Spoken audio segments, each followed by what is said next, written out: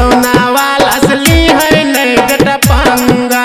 नहीं ते बिचकू से सर में करके मारबो नंगा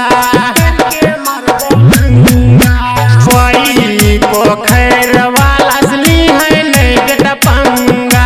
नहीं ते बिच सिसौना में करके मारबो नंगा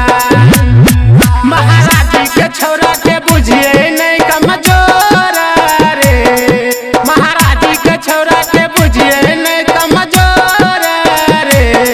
बेटा घर से खींच के मारबो हथौरा रे जिला दरभंगा के छिए हमें छौरा रे Purchased by Dostana Music.